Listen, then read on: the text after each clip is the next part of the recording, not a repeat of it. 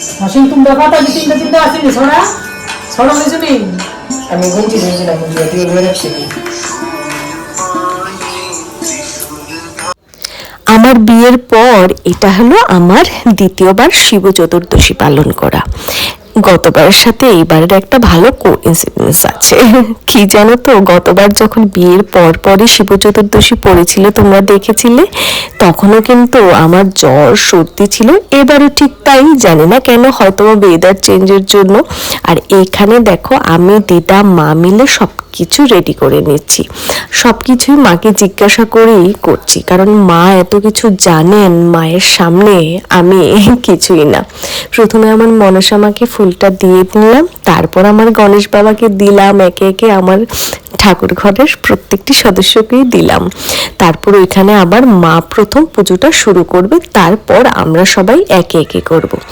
যখন জানো তো আমি ব্যাঙ্গালোরে পড়াশোনা করতাম, তখন কিন্তু ওখানে আমি 16 সময় ব্রতটাও করেছিলাম। জানি না শিব ঠাকুরের কাছে পার্টিকুলারলি কোনো জিনিস চাইতে হয় কিনা, কিন্তু সবসময় আমি আমার পরিবারের মঙ্গল কামনাই করি, তার চাইতে বেশি চাওয়ার আমার আর কিছু নেই। তো চলো এবার মা পুজোটা শুরু করি।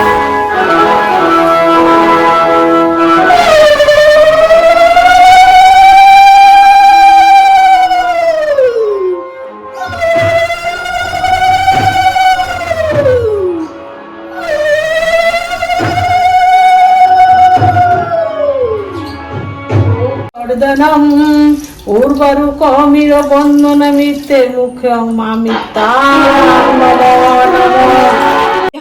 हाँ देखता सी तो এইবার আমরা পুজোয় বসবো। আর পুজোতে বসার আগে যে মার হাতে ফোনটা দিলাম ভিডিওটা করার জন্য, ও মাকে নিয়ে ঠাট্টা করছে যে তুমি পারবে তো ঠিকঠাক করে করতে। হ্যাঁ, মা বললো ঠিক, আমি করে নেব, চেষ্টা করি, আগে দেখি। তো যাই হোক, এই খুনসুটিগুলো না আমি সবসময় ক্যাপচার করতে চাই, কারণ ও সবসময় কাজে এতটাই ব্যস্ত থাকে, আমাদেরকে নিয়ে, নিজেকে নিয়ে টাইমটা খুব কম পায়। যখনই পায় সবসময় হাসি খুশি থাকার চেষ্টা করে, পজিটিভ থাকার চেষ্টা করে। তো চলো এবার আমরা পুজোটা শুরু করি।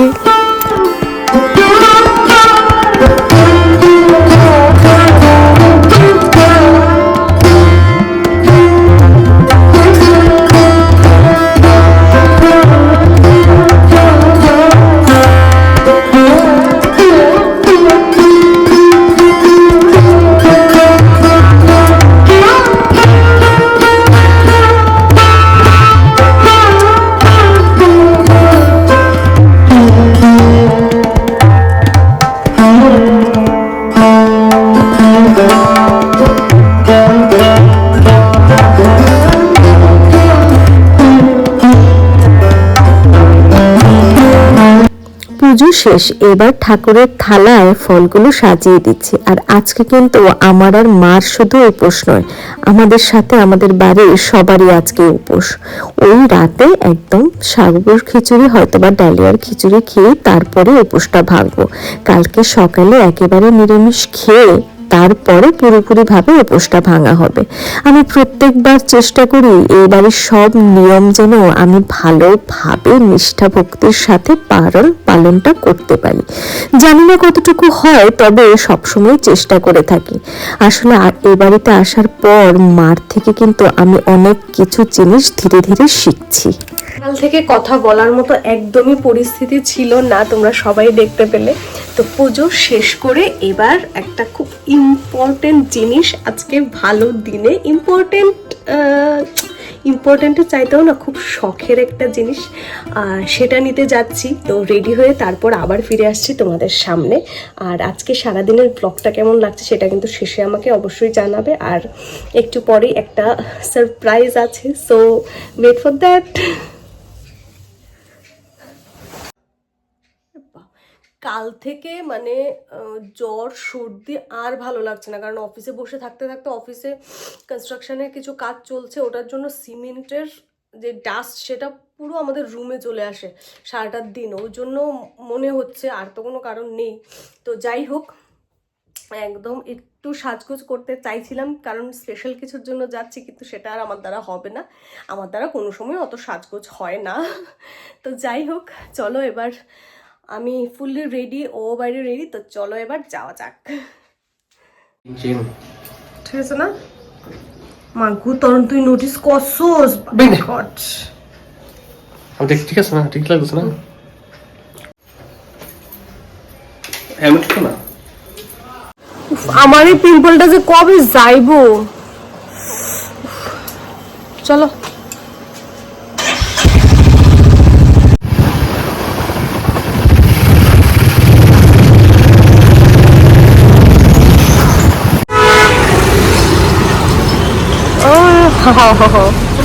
যাও যাও যাও যাও না।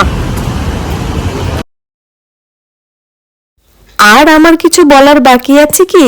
হ্যাঁ হ্যাঁ জানি, তোমরা সবাই বুঝতে পেরেছো, থাম্বনেল দেখে হয়তো অনেকেই আগেই বুঝতে পেরে গেছো। তো আজকের এই ভিডিওর এন্ডে আমি এই সারপ্রাইজটা দেখানোর বাকি রেখেছিলাম। আজকের এই শুভ দিনে এরকম একটা শুভ জিনিস আমার পাওনা ছিল, সেটা আমি কখনোই ভাবতে পারিনি। আমার জীবনে যেন অনেক ডিসিশন না আমি তাড়াহুড়ো করে না নেওয়ার চেষ্টাই করি, কিন্তু অনেক সময় আমি নিয়ে নিই যেটা নেসেসারি থাকে। তো সেটার মধ্যে এটা একটা অনেক দিনের শখ ছিল বলতে পারো, আমাদের মধ্যবিত্ত ফ্যামিলির স্বপ্ন। তো যেটাই হোক, আজকে ও যদি আমাকে মানে মোটিভেট না করতো আমি হয়তো এখন আমি ফোনটা নিতাম না। তো নিয়ে নিলাম।